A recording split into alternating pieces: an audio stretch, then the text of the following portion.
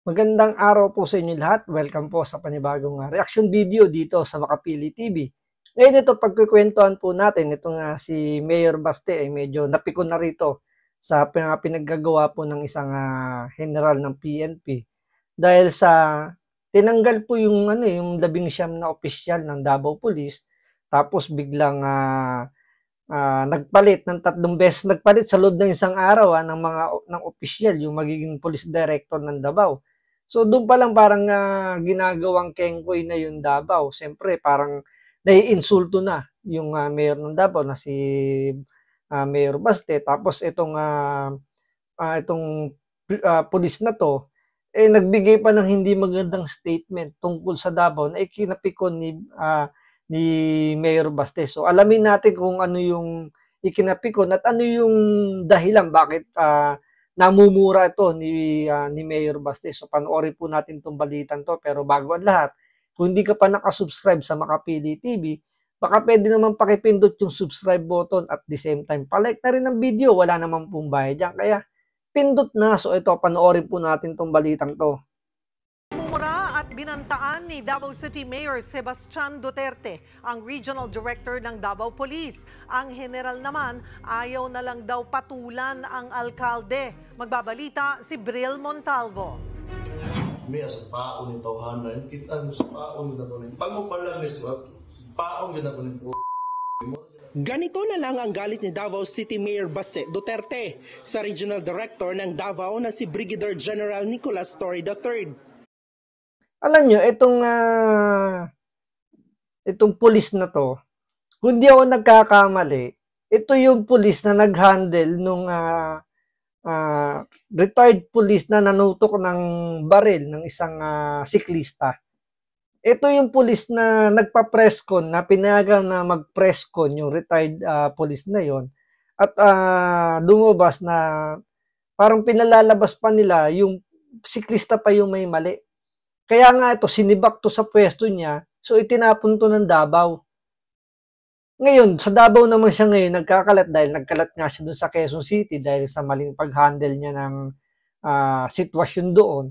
Ngayon dito sa Davao ngayon nagkakalat ng ng kahinaan niya, ng pagiging clumsy niya sa pag-hawak ng mga sitwasyon. So dito hindi umubra sa kanya kumbaga hindi siya pinaobra dito ni Baste Duterte kaya siya namumura. Kasi nga gawin ba naman niyang kengkoy yung Davao City tulad ng tanggalin yung 19 na opisyal tapos 3 beses magpalit ng isang police director. 3 beses sa loob ng isang araw nagpalit siya yung may utos nun. Tsaka alam nyo ba na bago maglagay dyan ng police director, alam nyo bang nagbibigay ng shortlist na pangalan yung PNP para yung mayor mismo yung mamimili kung sino yung gusto niyang ilagay dun sa pwesto. Ang nangyari dyan, walang ganun nangyari. Kumbaga na-bypass yun. Sila na mismo yung naglagay. So, hindi nila binigyan ng pagkakataon na mamili. Meron sa batas yan, sa local government natin, na ang mayor ay may karapatang pumili at kailangan magbigay ng PNP ng shortlist kung sino-sino yung mga qualified na i-offer nila para maging police director doon. So, hindi nangyari yan. Kaya nga nagagalit dyan si Mayor Baste dahil parang binabastos na siya. Binabastos na yung Davao dahil hindi na sinusunod yung tamang proseso. Sa isang vlog, hindi lang niya minura, binantaan pa niyang sasampalin ang general. Usa na sa mga ambisyon o kinabuhi general nga Nag-ugat ang galit ni Mayor Baste kay Torre nang palitan nito ang 19 na station commander sa lungsod. Inalis din ni Torre ang dating police director ng Davao City Police. 3 beses itong pinalitan hanggang sa maitalaga si Colonel Hansel Marantan nang wala raw konsultasyon sa alkalde. Una nang sinabi ni Torre na utos mismo ng Camp Crame ang pag-appoint kay Marantan. Kahit na utos ng Camp Crame yun, ng PNP, pero may malinaw na batas kasi dyan na kailangan magbigay ng shortlist ng pangalan ng mga ilalagay na police director dyan. Ang pagkakaalam ko nga, wala sa listahan doon si Marantan, itong inilagay ngayon. Wala sa listahan yan. Kaya nga nagulat na lang itong si Mayor Baste, bakit siya yung in-appoint?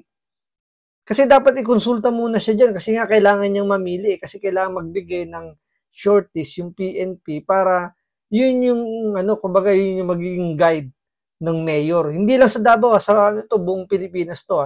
Lahat ng mayor ganun ang ginagawa na binibigyan sila ng shortlist at sila yung mamimili kung sino yung gusto nilang maging police director dyan. Gaya nga sinabi ko kanina, hindi yun nangyari. Sila yung nag-appoint kung sino yung gusto lang ilagay dyan sa Davao kasi nga nagkakaroon nga ng politika na eh. Nagsimula yan nung mag-resign si BP Sara bilang Deputy Secretary tapos hindi umatid ng SONA. So, ito yung nagiging, kumbaga ito yung naging ganti sa hindi, kumbaga sa mga Duterte, sa mga aksyon na ginawa nila. So, ito yung sinasabing balik daw ng administrasyong Marcos. So, halatang-halata na binabypass na yung proseso dahil malinaw sa batas na kailangan mamili or bigyan ng shortlist yung mayor para makapamili siya kung sino dapat ilagay.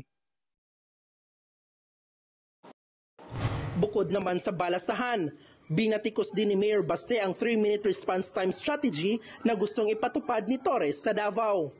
Ibig sabihin, sa loob lang ng 3 minuto ay dapat makaresponde na agad ang mga pulis. Hindi raw yan makatotohanan. About sa diri nga nasa preconceived narrative sa nakita niya kuno nga datos aning atong lugar without even comparing it to anywhere else in the Philippines. Sa send-off ceremony naman ng Davao City. Ang pinupunto kasi dito ni Mayor Baste, yung 3-minute rules na response na gustong i-adapt nitong pulis na to, yung dating pulis ng Quezon City na to, na kailangan maka-response kagad yung mga pulis within 3 minutes, which is parang kay Mayor Baste is, hindi makatotohanan. Considering na yung Davao ay isa sa hinirang to na na safest place sa Asia.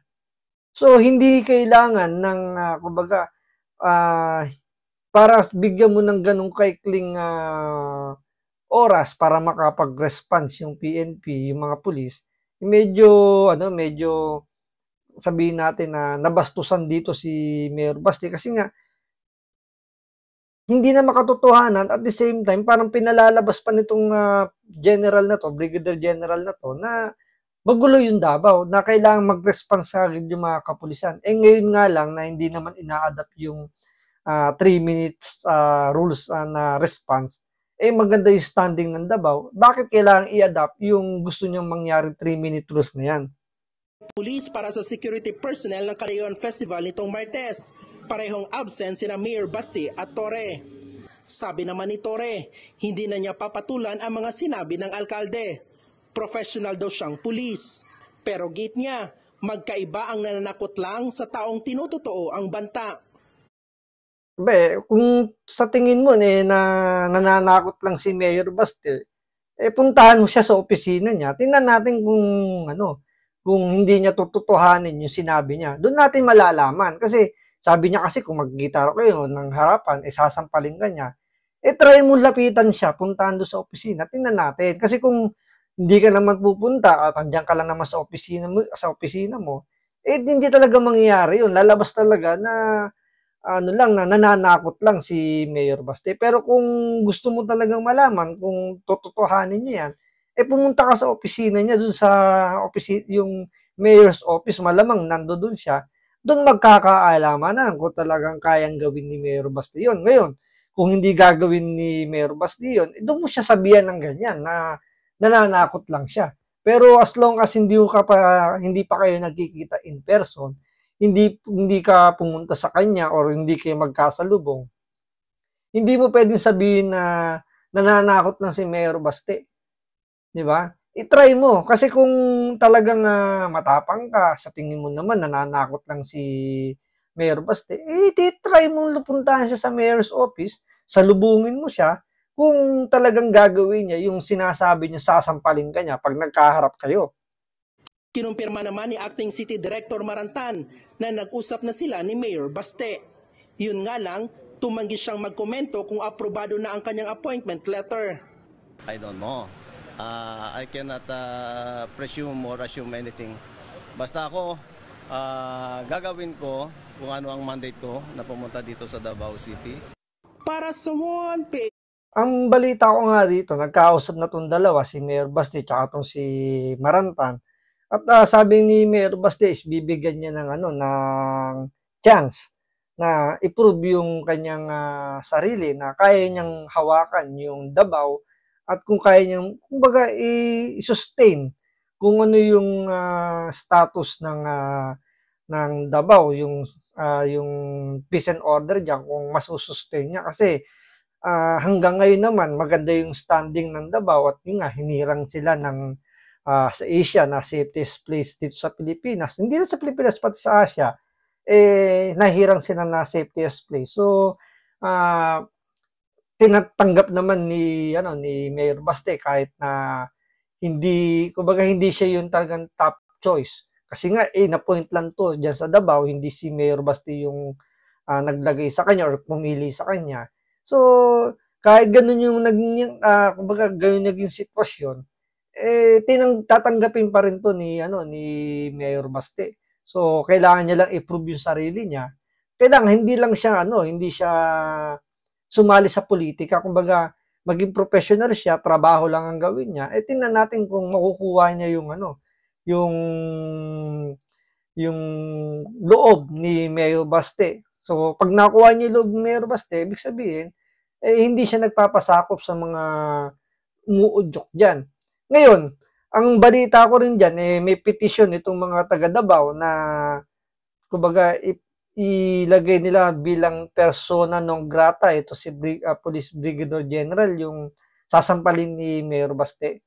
At pinipetition din nila na tanggalin niya, na ilipat sa ibang pwesto. Kumbaga, itapon siya sa ibang lugar, wag na sa Davao. Kasi nga, kumbaga, sablay yung pag-handle niya dun sa Quezon City, yung panunutok ng brand ng isang retired police doon. So, sablay yun. So, ayaw nilang mahaluan ng sablay. So, ginagawa nila ng petition ngayon yan para mapaalis yan dito sa Davao. So, yun yung balitang nakuha natin. So, abangan natin kung masasampal talaga to ni Mayor Baste, itong police na to, pag nagkasalubong sila. So, yan ang abangan natin. So, maraming salamat sa panonood. Ingat po kayo lagi. God bless.